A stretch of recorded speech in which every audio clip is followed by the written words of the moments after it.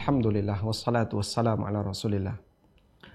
Nabi SAW pernah mengutus sahabat Mu'adz bin Jabal radhiyallahu anhu untuk berdakwah ke Yaman, dan kemudian diperintahkan untuk menyampaikan beberapa pesan.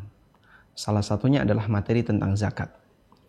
Lalu Rasulullah SAW mengatakan kepada Mu'adz, "Wattaqi da'watal madlum, fa innahu laisa bainaha wa bainallahi hijab." Waspadalah terhadap doanya orang yang dizalimi, karena tidak ada hijab antara dia dengan Allah Ta'ala. Artinya doa orang yang dizalimi sangat mustajab.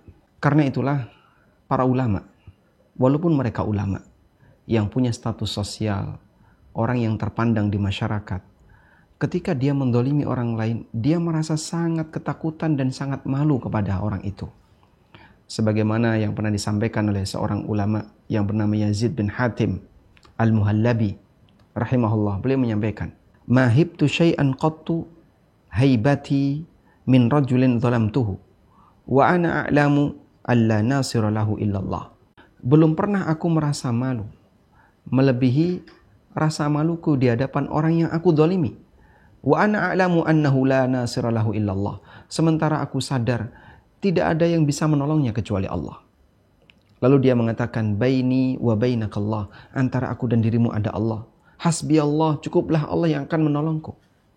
Di saat itu seorang ulama ini ketakutan. Kita mungkin mengalami seperti itu. Kita pernah membuli orang lain sampai membuat orang itu ketakutan, sampai membuat orang itu sedih, sampai membuat orang itu bahkan menangis. Kita punya pengalaman mungkin ketika SMA atau ketika SMP.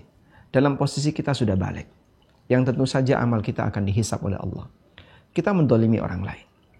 Atau di dunia kerja, kita mendolimi orang lain sehingga membuat orang itu jadi sedih, membuat orang itu jadi menangis. Dan kita menganggap itu hal yang biasa. Cuman kayak gitu doang. Karena kita tidak punya perasaan bahwasanya bisa jadi orang ini berdoa kepada Allah ketika dia merasa dirinya sangat didolimi.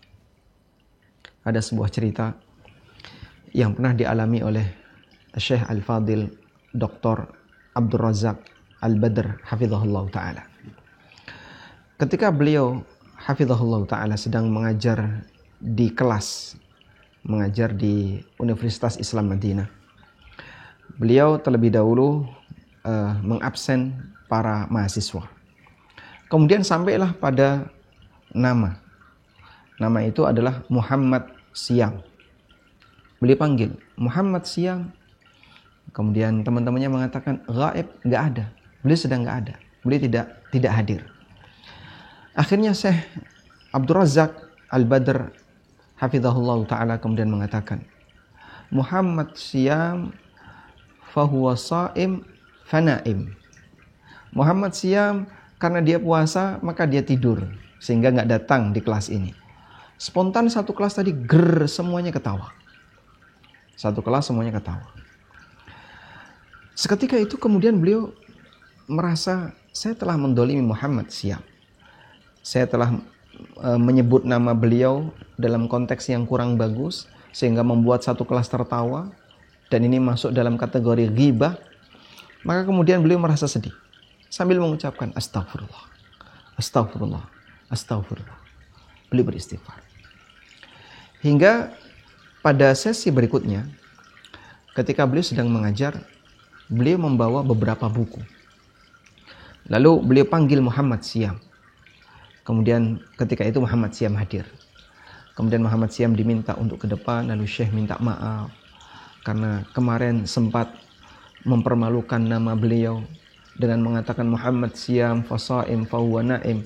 Muhammad Siam sedang puasa maka dia tidur sehingga enggak hadir di kelas. Maka sebagai bentuk kafarah untuk kesalahan kemarin, beliau menyerahkan buku-buku tadi kepada Muhammad Siam. Ini sebagai hadiah untuk kamu, sebagai kafarah untuk kesalahanku kemarin. Masya Allah. Demikianlah hakikatnya ulama. Ilmu yang dia miliki membuahkan rasa takut, membuahkan semangat untuk menjaga diri.